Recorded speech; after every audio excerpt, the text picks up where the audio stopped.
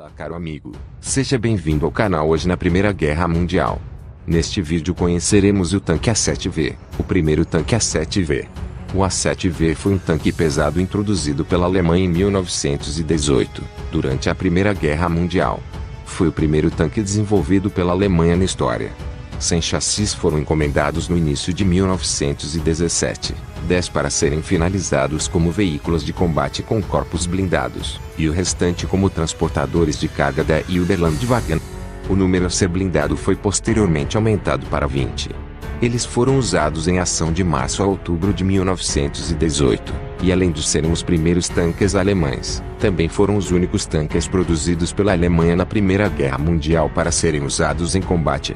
Após o aparecimento dos primeiros tanques britânicos na frente ocidental, em setembro de 1916, o Ministério da Guerra alemão formou um comitê, sob os auspícios de seu Departamento-Geral de Guerra, Seção 7, Transporte, para investigar o desenvolvimento de tanques.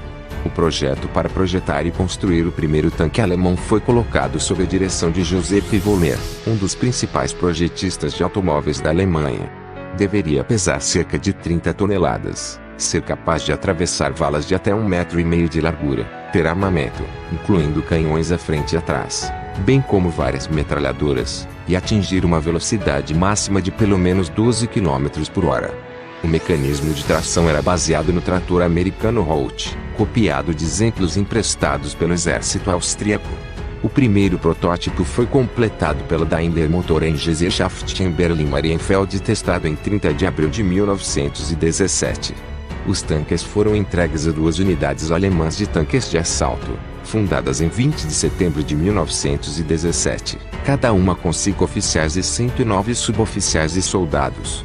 O nome do tanque foi derivado do nome de sua organização matriz, Allgemeines Kriegsdepartement, Abteilung 7, Verkehrswesen. Em alemão, o tanque era chamado Sturmpanzerwagen, que significa aproximadamente veículo de assalto blindado. O A7V tinha 7,34 metros de comprimento, 3 metros de largura e a altura máxima era de 3,3 metros. O tanque tinha 20 mm de chapa de aço nas laterais, 30 mm na frente e 10 mm no teto. No entanto, o aço não foi endurecido na placa blindada, o que reduziu sua eficácia. Era grosso o suficiente para parar a metralhadora e o fogo de fuzil, mas não para balas de maior calibre. A tripulação consistia oficialmente em pelo menos 18 pessoas, o comandante, que era um oficial, tipicamente tenente, motorista, mecânico, 12 soldados de infantaria com 6 metralhadoras, o artilheiro e o carregador. Os A7Vs frequentemente entravam em ação com até 25 homens a bordo. Armamento.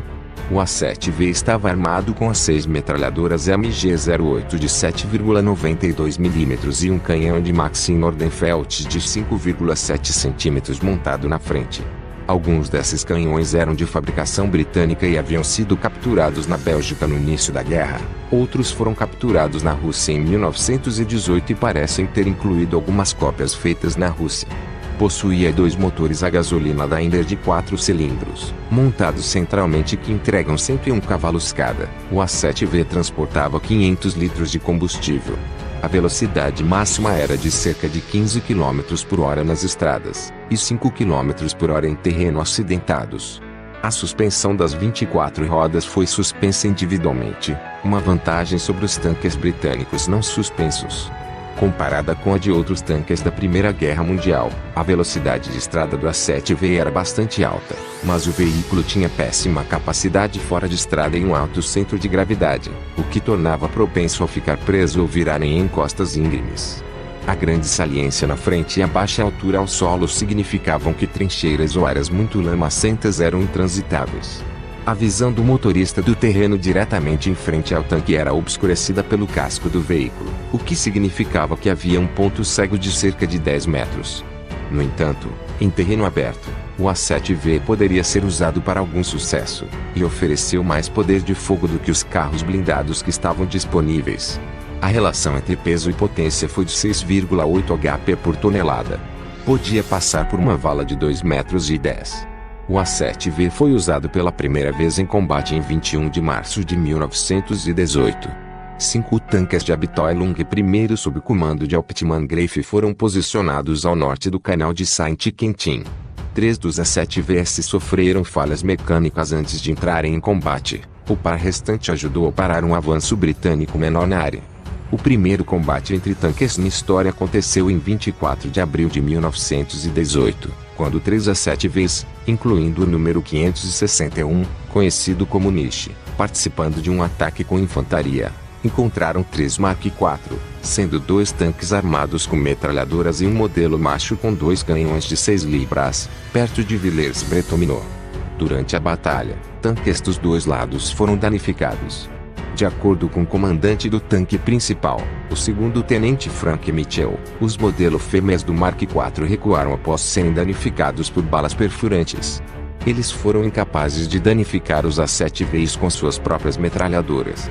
Mitchell então atacou o primeiro tanque alemão, comandado pelo segundo-tenente Wilhelm Biltz. Com o canhão de 6 libras de seu tanque o abateu. Ele atirou 3 vezes e matou 5 da tripulação quando eles saíram. Ele então passou a atacar a infantaria com tiros ocasionais. Os 2 A7Vs restantes se retiraram.